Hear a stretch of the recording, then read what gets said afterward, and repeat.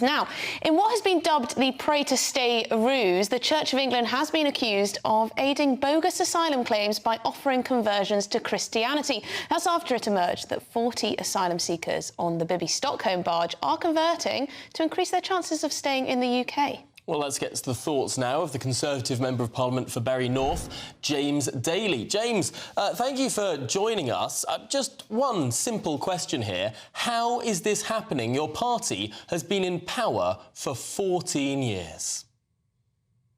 Well, I think in terms of how the Church of England are approaching immigration issues, it's very interesting when you consider that the Archbishop of Canterbury declared that the Rwanda bill was morally unacceptable, which, Tom, when I think the starting point for that the millions of people around the country who believe that we must take the strongest possible measures to secure our borders, that the Church of England views them to be morally unacceptable. And woe betide you if you're actually a member of the Church of England and have strong views on immigration, because clearly that your morals don't seem to match up to what Justin Welby wants. I think you're quite right in terms of stories we've seen over the last few days, especially in respect to Bibby Stockholm. The Church of England have got some very serious questions to answer, I believe. It was reported in the Daily Express that an official document has made reference to how Church of England vicars can approach asylum cases where somebody has been refused asylum, and that is not acceptable. There are big questions to ask. And, you know, Justin Welby simply talking in highfalutin terms about morality doesn't answer any public policy concerns. But, James, doesn't this go far beyond the Church of England and these conversions even? Because if the law, as it is, allows lawyers to claim that an asylum seeker has converted to Christianity and therefore has to stay in the UK, surely that's an issue with the law or the legal profession? Well, the question is, do we want to have an asylum system where people, for various reasons, are able to be granted asylum in their country? And it is certainly the case that if you are a Christian being persecuted in certain countries around the world, then there is a good case for that to remain as a reason why people should be granted asylum in this country. What we are clearly seeing is people taking advantage of that. It is simply beyond, I think, you know, anybody to accept that 40 people on the Bibby Stockholm are seeking to convert to Christianity in the position that they're in. So I think that we have to have a more realistic view to approaching asylum cases. We have to have very strong evidence regarding these alleged conversions. We saw with the Clapham attacker what can happen when we get these things wrong. And it seems to me, Tom and Emily, that it's the Church of England that are enabling this. Evidence is having to be put before asylum tribunals to say that there is real evidence that X is converting. And I think that's where the problem comes. Justin Welby should be looking at himself.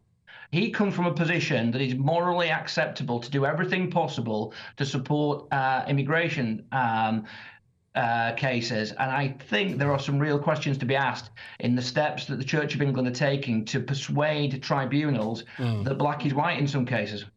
But, James, the role of the Church of England here, and you quite rightly point out it's very, very clearly abetted individuals converting, perhaps in many cases converting insincerely. But ultimately, the decision does not rest with the Church of England. The decision rests with employees of the Home Office. And surely it could be very, very simple to pass a law to say, if you change your excuse for seeking asylum in the United Kingdom after you've made your first claim of asylum in the United Kingdom, perhaps you're telling porkies. Perhaps if you arrive in the UK saying one reason why you should be granted asylum and switch magically to claiming that you're a Christian the next week, perhaps that shouldn't be taken so seriously. Well, I mean, my God, Tom, I mean, surely to God that tribunals are looking at that. You know, I was a criminal lawyer for 17 years before I came into Parliament. If people change the defence, you know, twice in the same case, their chances of success were somewhere between 0 and non-existent. So I think in terms of the mindset of Home Office officials who are looking at these issues, I think there is a real, you know, there is an ongoing discussion, which I'm sure the government and the new Home Secretary are having, as to how Home Office officials and tribunals approach these. But I just do not accept, and Tom, you'll be able to provide evidence to the contrary, that somebody who is converting to Christianity is being granted asylum just because he or she says it. It is because there is some form of supporting evidence from somebody who is giving them the cover to be able to make that application. And I think we can't just run away from this. Yes, we all know that there are problems within the Home Office, there are problems within the processing, but Justin Welby goes around calling people like me immoral whilst enabling these things to happen, and there should be answers from him and from his organisation. Yeah. James, some of your colleagues wanted to tighten up or toughen up the Rwanda bill so that the right to appeal would be massively reduced or removed altogether. Do you not support that then?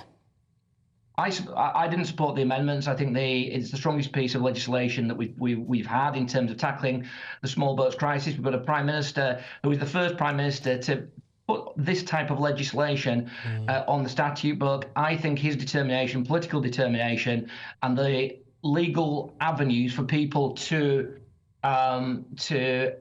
behave in the way that we've been talking about are limited to such an extent that I think this legislation will work. I think we'll see flights in the air. I think the Prime Minister will deliver on what he said, and he's the first Prime Minister who's done that. Just remember, the other option is open door immigration with Keir Starmer. Open door immigration, that's it. No plan, no nothing, no anything. So, but before anybody starts, having a go at this Prime Minister who has done what is necessary to protect this country's borders, in my opinion, look at Keir Starmer. He has zero to say on this issue. Well, of course, it still needs to pass through the Lords, where, of course, those bishops do still sit. But perhaps that's a conversation for another time. James Daly, Member of Parliament for Bury North, really appreciate your time here on Good Afternoon.